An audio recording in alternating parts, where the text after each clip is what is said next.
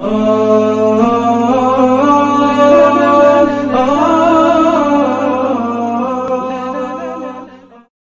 salam adalah salah satu di antara 25 nabi dan rasul yang kisahnya dimuat secara total bahkan dalam satu surat, yakni surat Yusuf. Surat Yusuf itu satu surat yang isinya total membahas tentang perjalanan riwayat hidup seorang Nabi Yusuf alaihi salam. Beliau merupakan putra dari Yakub alaihissalam yang merupakan seorang nabi. Adapun Yakub adalah putra dari Nabi Ishak. Ishak adalah putra dari Nabi Ibrahim alaihissalam. Jadi Nabi Ibrahim memiliki dua putra, yaitu Ishak dan Ismail. Ishak dari jalur ibunya yang bernama Siti Sarah. Dari Ishak ini kemudian lahir seorang anak bernama Yakub alaihi salam. Dari Yakub ini lahirnya Nabi Yusuf alaihi salam.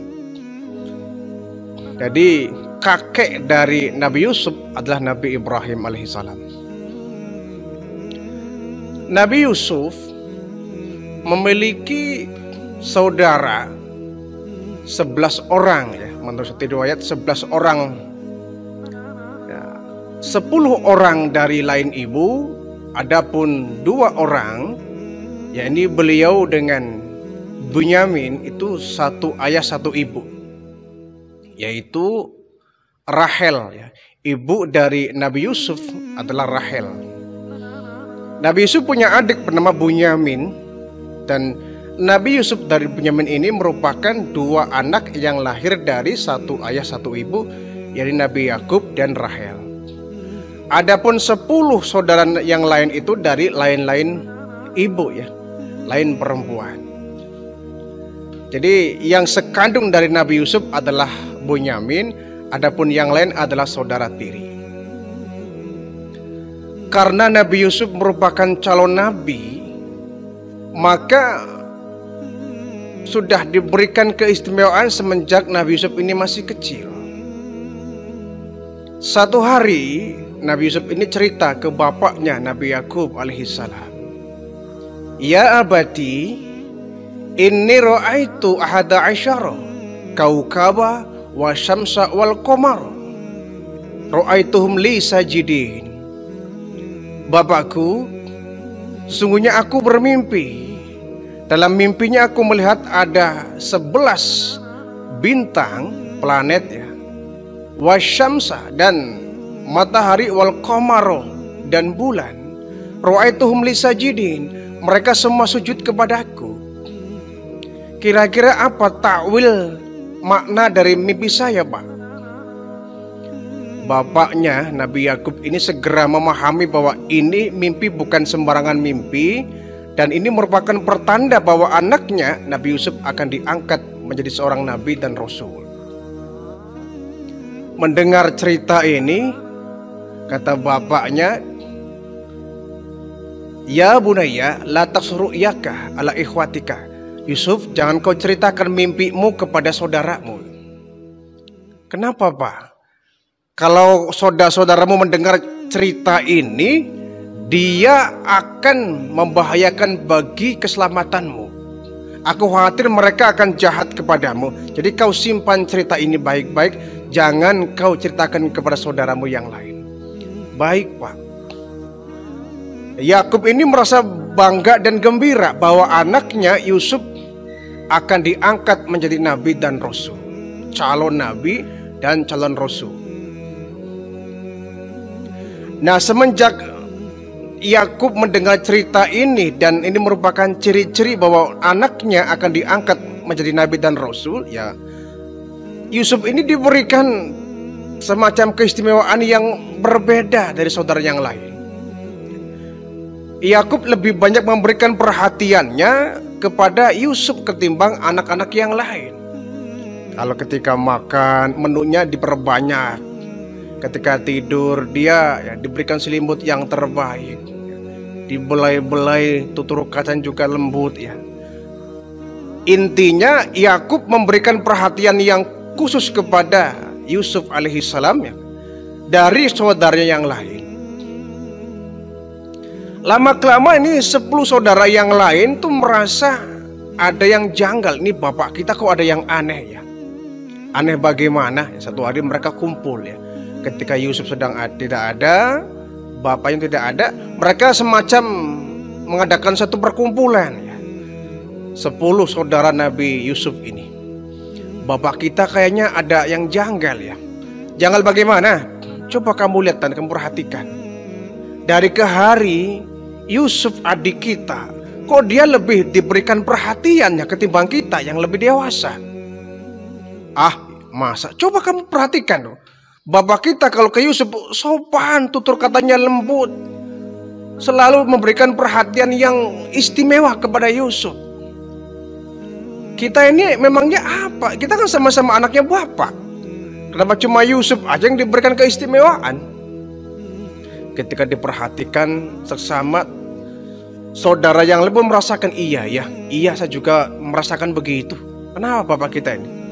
Kalau sama kita mah biasa saja itu, tapi sama Yusuf tuh sayang betul ya. Diberikan perhatian yang istimewa. Kalau model begini kita nggak adil bapak kita ini. Akhirnya bapaknya ditegur, Pak. Bapak kenapa sih kalau sama Yusuf kok kayak yang sayang betul, memberikan perhatian yang sangat komplit dan istimewa. Sementara kami juga sama anaknya bapak, kenapa kok diperlakukan biasa? Kata bapaknya, enggak kok, kalian semua anak-anak bapak ya. Kalian semua adalah putra-putraku yang bapak sayangi. Tidak Pak, yang kami rasakan beda. Bapak itu kalau ke Yusuf sangat begitu perhatian betul, ke kami mah biasa aja, santai, tidak ada perhatian yang khusus. Jadi mereka merasakan betul perbedaannya. Tapi kian lama perhatian Nabi Yakub kepada Yusuf semakin besar.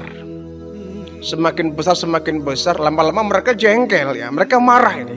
Ini nggak bisa dibiarkan ini. Bapak kita nggak adil ini. Kenapa cuma Yusuf yang diberikan perhatian? Dah kalau begitu kita mesti bertindak ini. Mereka bikin satu perkumpulan lagi ya, musyawarah ya. Kakak dari Nabi Yusuf kumpul semua. Yusuf mesti kita singkirkan ini. Kalau tidak, kita akan dikacangin oleh bapak kita. Kita dicuekin oleh bapak kita. Tiap hari hanya Yusuf dan Yusuf yang diberi perhatian khusus ya, diberikan perhatian yang istimewa, sementara kita diabaikan. Yusuf berarti harus kita singkirkan agar bapak kita memberikan perhatian yang banyak kepada kita. Caranya bagaimana? Mereka bermusyawarah ya. Ya gampang. Mungkin kita bunuh Yusuf. Ah, jangan dah, kalau bunuh sih saya nggak tega. Bagaimanapun dia adik kita. Bagaimana kalau kita asingkan saja, kita singkirkan dari rumah ini. Kalau Yusuf sudah tidak ada di rumah ini, bapak akan mencurahkan perhatiannya kepada kita. Baik kalau begitu. Caranya bagaimana? Udah nanti kita aturlah belakangan. Satu hari mereka sudah sepakat. Mereka ini matur ya, izin kepada bapaknya Nabi Yakub. Pak, kami mau jalan-jalan, kamu main-main, dan Yusuf mau kami ajak. Masa dia kan adik kami ya, masa kami asik-asik bermain di luar, Yusuf di rumah saja. Mau kami ajak dia. Kata Yakub, janganlah. Jangan. Kenapa Pak? Yusuf masih kecil. Namanya kenapa Pak? Ya kalau dia masih kecil, kamu tapi main-main ke hutan, ada serigala, ada macan, kalian kan sudah kencang larinya. Yusuf belum kencang larinya, kalian selamat, Yusuf bisa kamu terkam, bisa diterkam oleh singa, oleh macan, oleh serigala. Janganlah. Oh, nggak mungkin atuh Pak, kami kan saudaranya Yusuf, kami orang-orang dewasa. Kalau ada binatang yang buas, Yusuf akan kami bawa, akan kami selamatkan. Bener Pak, kami akan menjaga Yusuf. Yakin? Iya. Dibujuk, akhirnya Nabi Yakub merelakan Yusuf dibawa oleh saudaranya untuk pergi main-main dan jalan-jalan. cara kita mungkin jalan-jalan. Lama-lama mereka lari-lari di padang pasir. Lama-kelamaan menemukan sebuah hutan yang mereka bermain-main di hutan. Semakin jauh dari rumah, semakin jauh dari rumah, sampailah mereka dalam tempat yang di situ ada sumur ya, sumur tua itu. Sumur tua yang cukup dalam. Mereka berpikir ini kesempatan ini tempat jauh dari rumah kita. Di situ sumur. Bagaimana kalau Yusuf kita cemplungin di situ? Nanti mati dia. Enggak bakal mati. Kenapa? Sumur itu airnya enggak banyak kok. Supaya kalau ada orang yang lewat sini kemudian menolong Yusuf, nanti dia akan dibawa sehingga Yusuf enggak ada lagi di rumah kita. Yusuf, yuk kita lari-lari yuk. Iya kak. Nabi Yusuf masih kecil ya, masih kecil, masih anak-anak. Kakaknya lari-lari, ikut lari-lari. Kakaknya petak umpet, ya itu petak umpet. Kakaknya buka baju, ikut buka baju. Nah ketika semua buka baju, Yusuf pun ikut buka baju. Nah kemudian yuk kita main ke sumur yuk. Main ke sumur semua. Mereka sepakat ya, sudah berencana. Kita gotong Yusuf rame-rame, kita masukin ke sumur. Baik. Yusuf dipegang tubuhnya, diangkat beramai-ramai, dimasukkan ke dalam sumur itu. Sumur memang nggak begitu dalam-dalam amat, airnya pun ya kering ya, nggak begitu banjir ya. Kalau banjir Yusuf bisa mati. Yusuf dimasukin ke dalam sumur, mereka semua pulang. Bajunya yang masih di atas tadi dirobek-robek oleh kakaknya, saudaranya yang lain, dirobek-robek, kemudian dilumuri menggunakan darah kambing. Dilumur darah kambing, kemudian pulanglah mereka menemui Yakub. Bapak, kami mohon maaf Pak. Ini mereka sandiwara ya, pura-pura sedih. Maaf Bapak, kami teledor, kami ceroboh. Kenapa? Yusuf kenapa? Iya tadi betul kata Bapak, tiba-tiba muncul singa. Kami semua lari dan Yusuf kami tinggal di belakang. Ketika kami sampai di tempat itu, Yusuf tidak ada, kami hanya menemukan baju ini, Pak. Bajunya dirobek-robek, kemudian penuh dengan darah. Yakub nangis itu. Sudah Bapak bilang jangan dibawa Yusuf. Kenapa kalian masih bandel saja? Iya Pak, maaf Pak. Mereka nangis tapi pura-pura nangis, padahal hatinya bahagia. Nah, sekarang Yusuf sudah tidak ada di rumah kita, pasti Bapak perhatiannya akan tercurah kepada kita. Jadi Yakub ini sangat sedih, tapi ketika mencium baju Nabi Yusuf agak curiga, kok baunya bukan darah manusia ya, kok kayak darah hewan. Tapi dia memang dibujuk oleh anak-anaknya ya, dihasut oleh anaknya bahwa Yusuf ini meninggal karena dimakan hewan buas, binatang buas. Nangis setiap hari, sampai kemudian berpuluh-puluh tahun saking dia masih menangis meratapi kepergian Yusuf, sampai akhirnya Yakub pun dalam kondisi buta. Sampai butanya beliau akibat menangisi setiap hari kepergian Yusuf, anak yang sangat dicintainya. Karena ini merupakan anak yang nanti akan diangkat menjadi nabi dan rasul. Adapun Yusuf ya, Nabi Yusuf masih kecil, ada dalam sumur. Dia teriak-teriak, tolong. Ya bagaimana dalam sumur nggak ada yang dengar ya. Teriak-teriak minta tolong. Akhirnya tiba-tiba datang seorang musafir ya, musafir niaga. Lewat di tempat itu, mereka kemudian haus ingin mengambil air ya, karena panas ingin cuci muka. Berhentilah mereka di dekat sumur itu. Akhirnya ember dimasukkan ke dalam sumur, menciduk satu air, diangkat ya.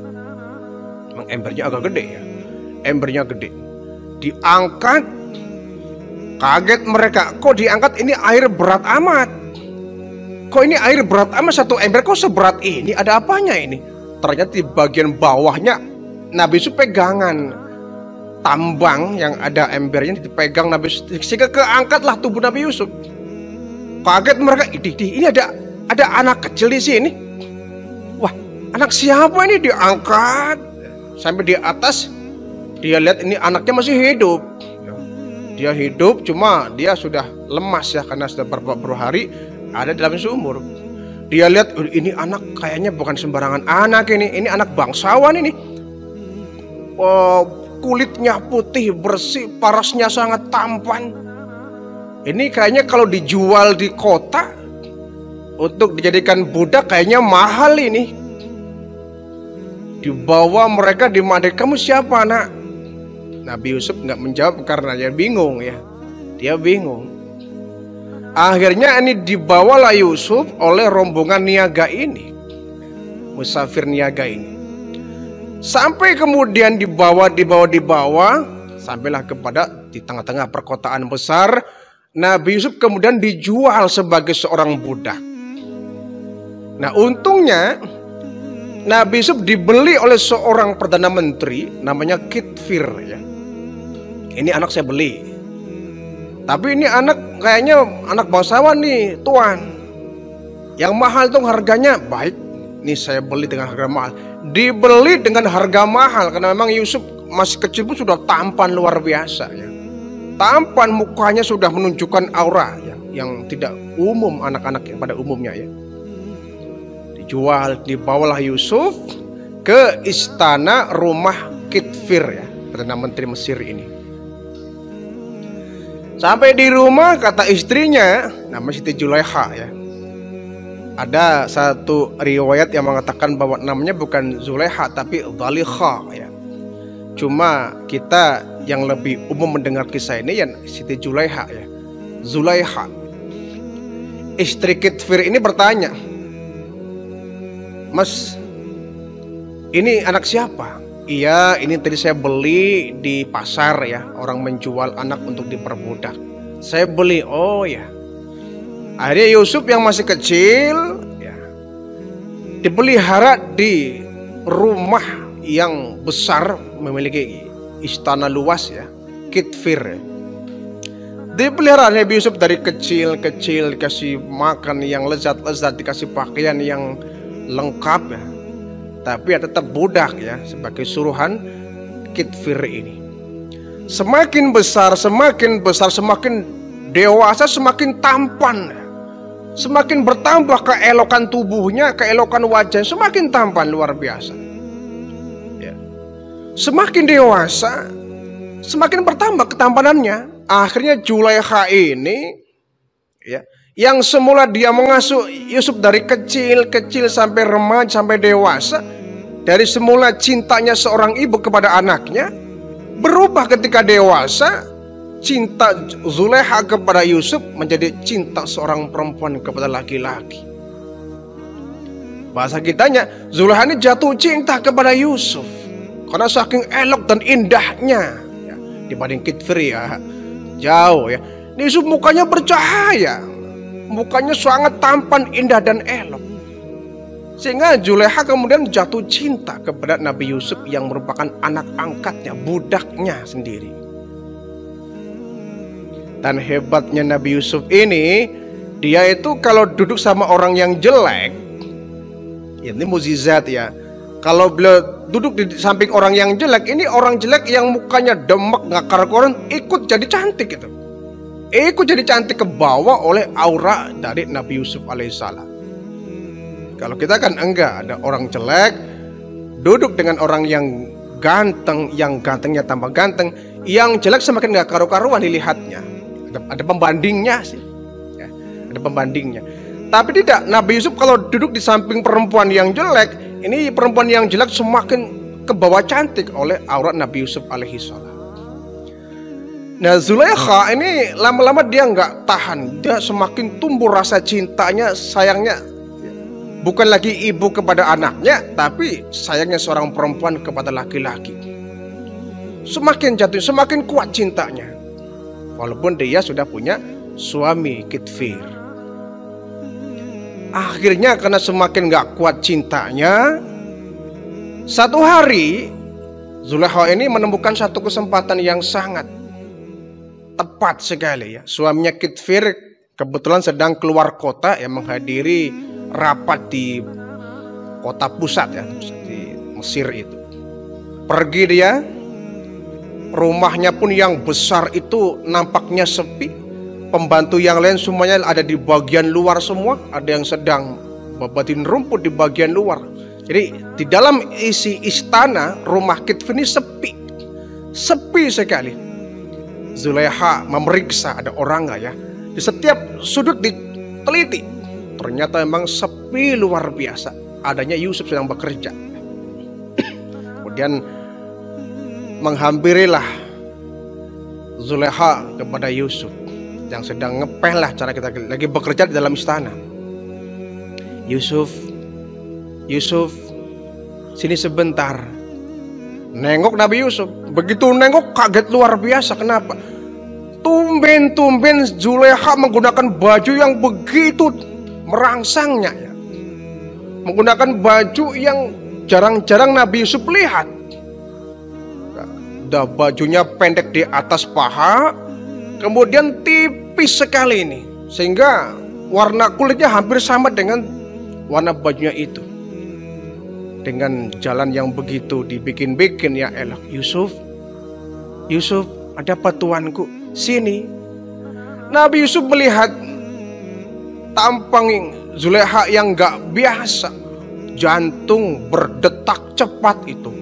Gemetar Nabi Yusuf itu. Ya maklum dia juga ya masih ABG, masih remaja ya. Sedang kuat-kuatnya darah mudanya itu. Melihat suara, mendengar suara Zulaiha yang kayaknya kok mendayu-dayu, nggak umum ini. Saya nggak pernah mendengar suara selembut dan semesra ini.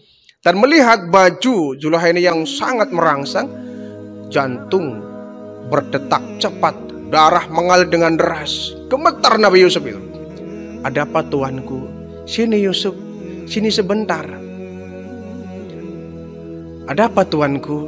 Yusuf, kamu tahu nggak? Sudah lama aku menantikan situasi yang seperti ini. Kita hanya berdua di dalam rumah ini. Yang lain ada di luar. Suamiku Kitfir lagi ada acara di luar kota. Lalu apa tuanku? Sini sebentar. Aku merindukanmu Yusuf. Tuanku, merindukan bagaimana? Sudah lama Yusuf, aku memendam rasa cinta ini kepadamu. Zulaiha semakin terus merajuk Nabi Yusuf. Tuanku mau apa?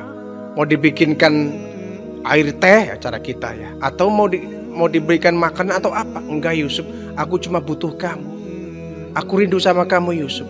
Aku cinta sama kamu. Ya kan Tuhan sudah dari kecil memang menyayangi saya. Bukan Yusuf. Dulu iya aku mencintaimu karena seorang ibu kepada anak. Sekarang beda Yusuf. Kau menjadi laki-laki yang selalu aku idam-idamkan. Wajahmu selalu membayangi kemana aku pergi. Aku cinta kamu Yusuf. Sini. Tuan, aku nggak mau ah. Tuan kan tuan putri, permaisuri, istri pejabat, saya kan budak. Yusuf, aku nggak peduli itu. Aku cinta sama kamu. Sini, yuk kita ke dalam yuk. Ke dalam kemana tuanku? Ya ke kamar. Mau ngapain tuanku? Sudahlah, ayo ikut. Ditarik tangan Nabi Yusuf masuk dalam kamar. Sampai di kamar dikunci rapat pintunya. Langsung Zulaiha menuju ke tempat tidur ya, kemudian dia berbaring di tempat tidur dalam posisi yang sangat ya mengundang gairah ya, merangsang itu. Nabi Yusuf malu ya. Walaupun ketika itu kata Al-Qur'an walaqad hammat bihi wa hamma biha, kata.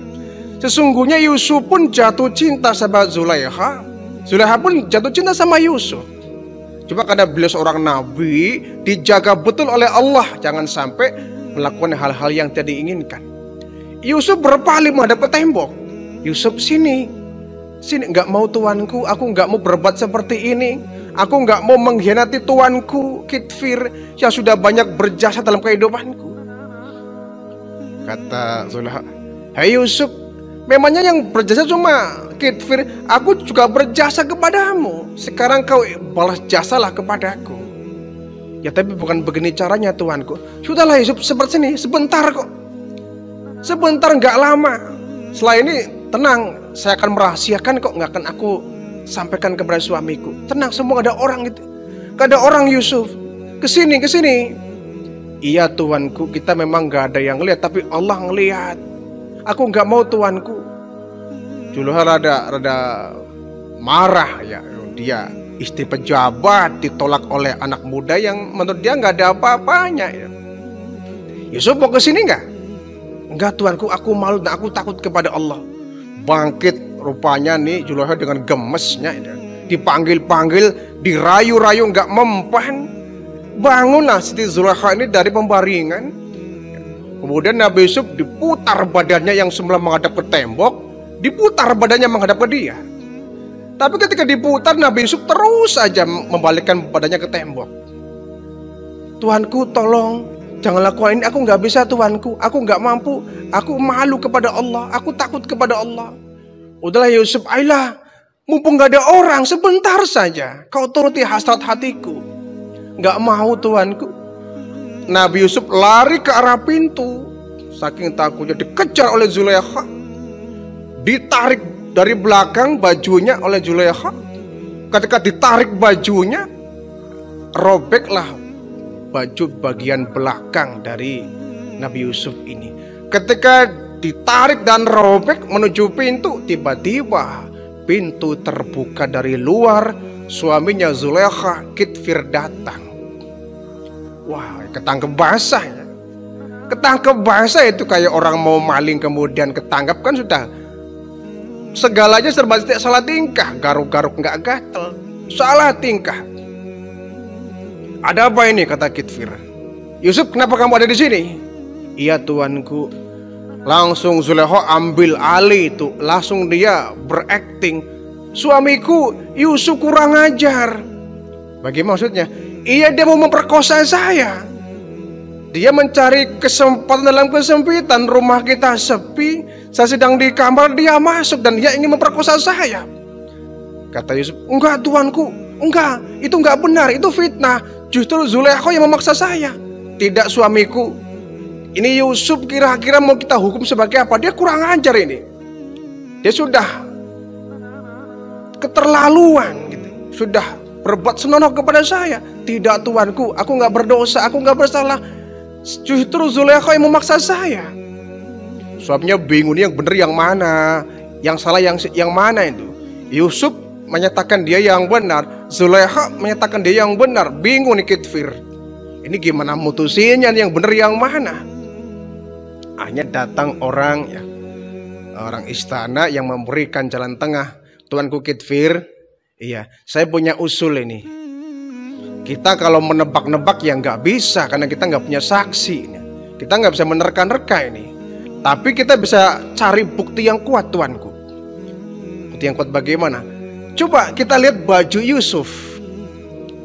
Maksudnya kalau sobeknya di bagian depan, robek, artinya Yusuf memperkosa Zulaiha. Zulaiha meronta-ronta, akhirnya ke cakar-cakar baju bagian depannya. Berarti Zulaiha benar, Yusuf salah. Tetapi seumpama baju yang robek bagian belakang, itu artinya Yusuf kabur, ditarik oleh Zulaiha. Maksudnya Yusuf benar, Zulaiha salah. Ketika diperiksa, ternyata yang robek bagian belakang. Artinya kesimpulannya Yusuf benar, Zulaiha yang salah. Zulaiha, terbukti semuanya ya, kamu yang salah, kamu yang memulai. Oleh karena itu kamu taubat kepada Allah Zulaiha. Jangan pernah kau ulangi perbuatan sememalukan ini. Taubat kau kepada Allah. Nangis itu, sujud Zulaiha di depan Kitfir suaminya. Dan orang-orang yang hadir di sini, tolong rahasiakan aib ini. Jangan pernah diceritakan orang-orang luar sana, memalukan. Baik Tuanku.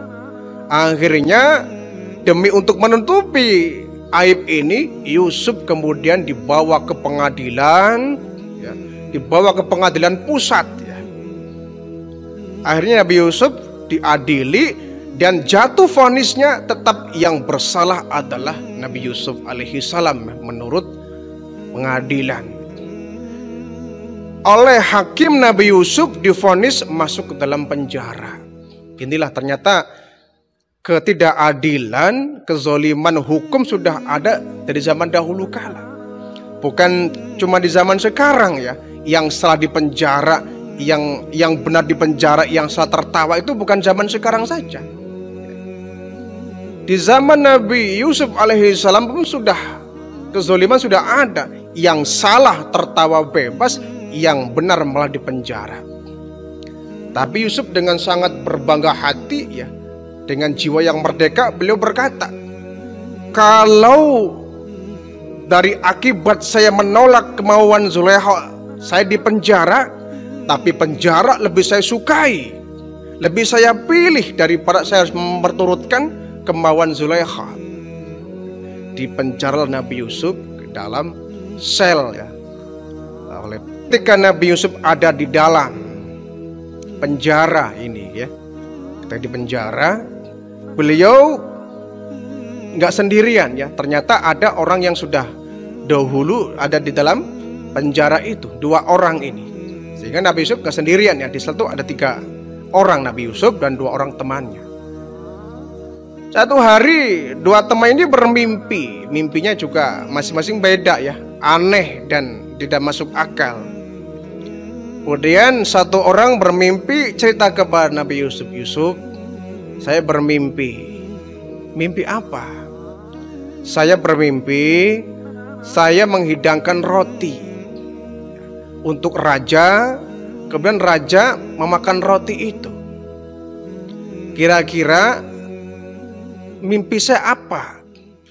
Dan bukan cuma itu Yusuf, aku juga mimpi memeras anggur yang kemudian akhirnya dihidangkan kepada raja. Apa nih makna dari mimpi saya? Nah, temannya yang satu, saya juga mimpi Yusuf. Kamu mimpi apa? Kalau saya mimpi ya, saya menghidangkan daging untuk sang raja, tapi itu dagingnya dipatokin pakai kepala burung. Maksudnya apa ini? Nabi Yusuf tersenyum. Begini, kalau menurut takwil saya, kamu yang mimpinya memeras anggur menghidangkan roti, kamu akan bebas dari penjara ini, dan kamu akan dibebaskan dan akan diberikan hadiah oleh tuan raja. Adapun kamu yang mimpi membawa daging kemudian dipatokin kepala burung, kamu nanti bakal dihukum mati. Kata, wah kamu sih bisa aja Sub. Ya itu hanya takwil saya saja. Kebenarannya wallahu a'lam. Tapi memang benar, ketika sudah beberapa hari 2 orang ini dikeluarkan untuk disidang kembali, nyata seperti takwil Nabi Yusuf. Orang yang satu yang memerah anggur kemudian dibebaskan dan kembali bekerja di istana. Adapun yang bermimpi dipatokin kepala burung, ini maknanya adalah dia akan dihukum mati. Dan betul, ternyata 2 orang ini yang jahat adalah yang dipatokin oleh kepala burung ini. Tapi Nabi Yusuf masih ada dalam penjara ya.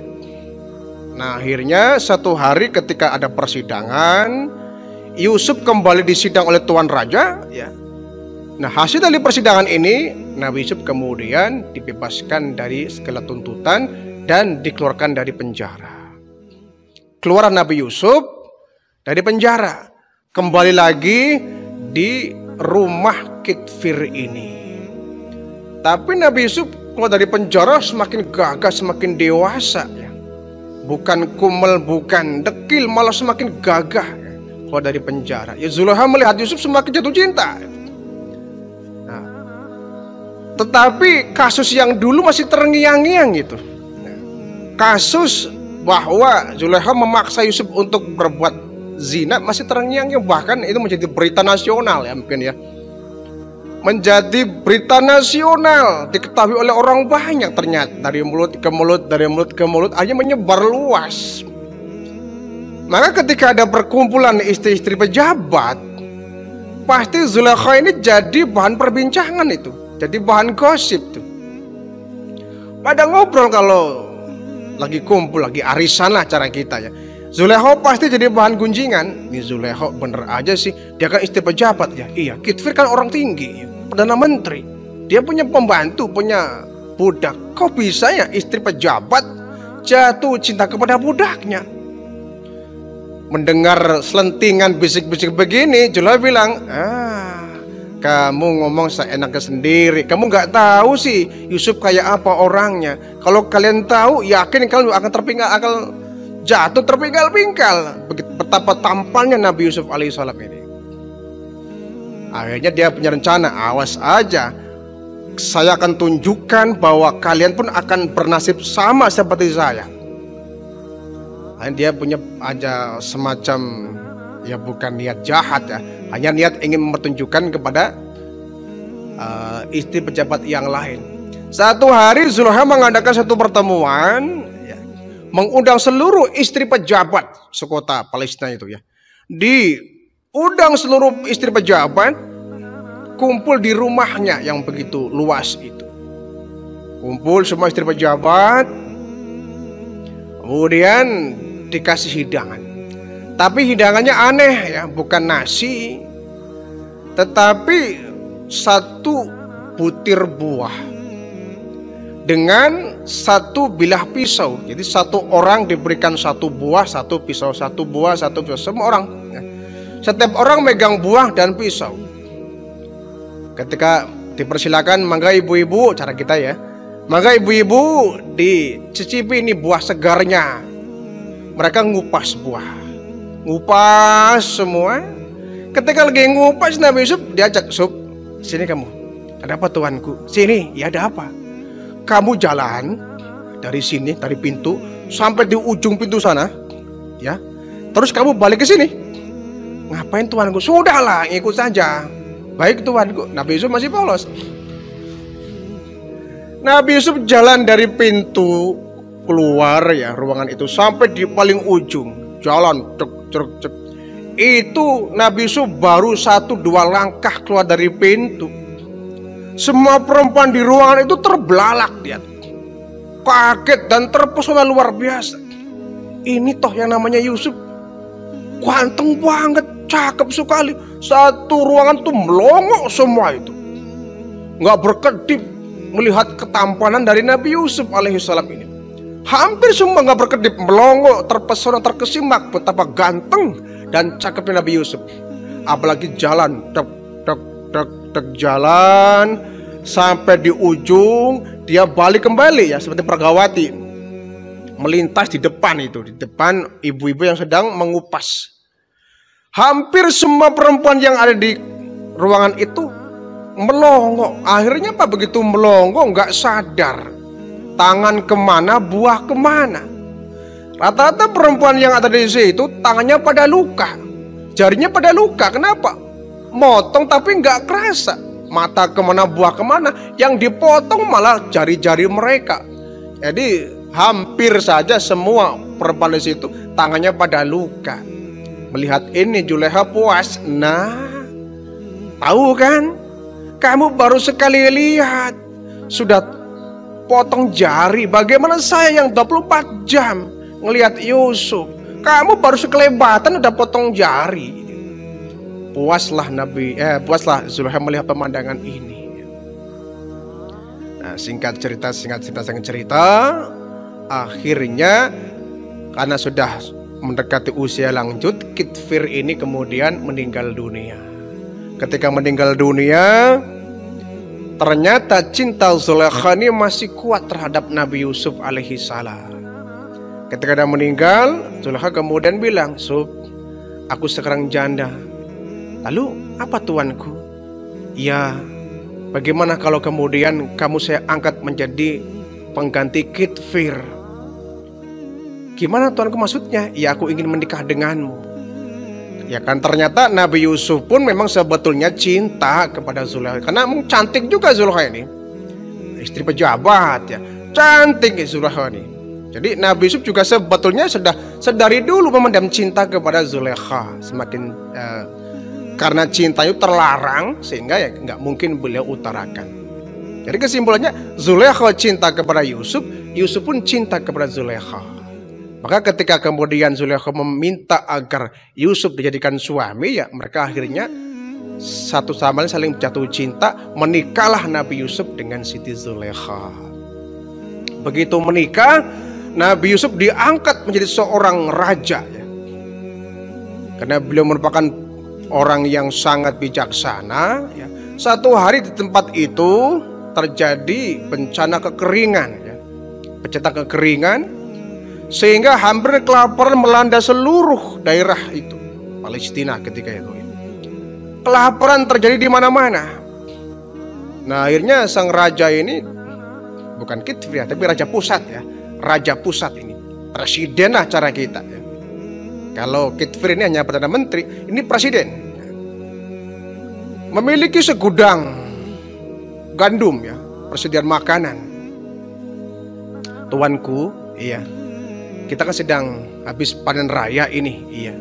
Ini jangan kita habiskan dulu, karena kita ketika musim paceklik itu akan berakibat orang banyak kelaparan.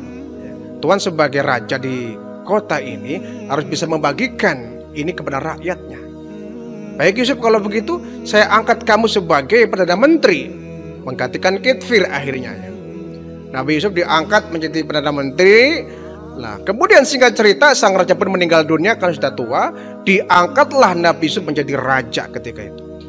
Jadi raja besar di kota Palestina itu. Nabi Yusuf sudah pakai baju kebesaran ya. Beliau keliling kampung memberikan sembako lah kalau kita ya, memberikan gandum, memberikan makan kepada rakyat yang sedang sengsara kelaparan. Nah, rupanya kelaparan ini sampai juga di daerah, di desa di mana Yakub dengan anak-anaknya tinggal. Kata Nabi Yakub, coba kamu datang ke kota pusat sana ya. Kenapa Pak? Di sana katanya ada raja baru, raja muda ya, yang sangat bijaksana. Dia sedang bagi-bagi sembako, sedang bagi-bagi makanan. Coba kamu ke sana. Baik Pak. Ini saudara Nabi Yusuf yang dulu pernah ngejeburin ke dalam sumur ini, mereka pergi menuju istana pusat. Di istana pusat bertemulah dengan seorang raja tampan yang ternyata adalah Nabi Yusuf. Tapi mereka nggak kenal, terakhir kenal ketika masih kecil ya. Terakhir melihat Yusuf ketika masih kecil. Kali ini sudah dewasa, sudah jadi seorang raja ya, tumbuh dewasa sehingga pangling nggak mengenali. Tapi tidak dengan Nabi Yusuf, dia masih kenal. Ini saudara saya ini, yang dulu pernah ngejeburin saya ke dalam sumur ini. Iya ini, saya yakin dia saudara saya. Nabi Yusuf mengenali saudara-saudaranya, adapun saudaranya nggak mengenali Yusuf itu siapa. Karena mereka katanya raja ya, bukan Yusuf. Dia dilihat, oh ini kakak saya ini, kakak saya ini. Hanya dia bilang, Mas, nanti kalau kesini lagi ya, besok-besok aku minta adikmu yang namanya Bunyamin bawa ke sini ya. Oh Tuan kenal dengan Bunyamin? Kenal. Baik tuanku. Dia nggak curiga nih, kakaknya nggak curiga bahwa itu Yusuf. Akhirnya pulanglah ini saudaranya bertemu dengan bapaknya Yakub di dalam rumah itu. Pak, iya, ada pesan dari Tuan Raja. Kenapa? Kalau nanti besok-besok kembali ke sana ngambil makanan, adik Bunyamin ini minta dibawa ke istana. Tanpa dia katanya sang raja nggak bakal ngasih makanan ini. Ini Yakub curiga lagi nih. Wah, ini sih lagi-lagi akal saya curiga nih. Dulu juga Yusuf begitu nih. Dulu Yusuf ini, sekarang Bunyamin. Sedangkan nih Yusuf dengan Bunyamin ini satu ibu satu bapak ya. Ah, saya khawatir nanti kayak dulu lagi dimakan macan katanya. Enggak Pak, yang dulu masih tobat dah. Tobat, nggak bakal lagi. Ini bener Pak. Bener ya? Bener Pak, saya nggak bohong. Baik, hari berikutnya datanglah ini saudara Nabi Yusuf dengan membawa Bunyamin. Bunyamin dibawa sampai di depan raja yang adalah Nabi Yusuf ya. Kemudian tuan-tuan tunggu di luar ya. Saya akan bawa anaknya dalam istana. Silakan Tuan Raja. Sampai di istana, Nabi Yusuf buka mahkotanya. Bunyamin, kamu kenal saya enggak? Tuan siapa? Hei, kamu kenal saya? Aku Yusuf. Yusuf, Kak Yusuf? Iya, aku saudaramu Yusuf. Akhirnya pelukanlah Nabi Yusuf dengan Bunyamin yang ternyata adalah adik kandung ya. Satu ibu satu bapak, dipeluk saking rindunya sudah sekian puluh tahun berpisah. Bunyamin, bapak gimana kabarnya? Ya sehat sih. Oh kalau begitu besok bapak bawa ke sini ya. Baik kak. Dia sudah mengenal kakaknya, dia pulanglah ini ya. Bunyamin dengan kakaknya. Sampai di rumah kata Bunyamin, Pak, Tuan Raja ingin ketemu bapak. Mau ketemu saya? Iya. Oh, baik.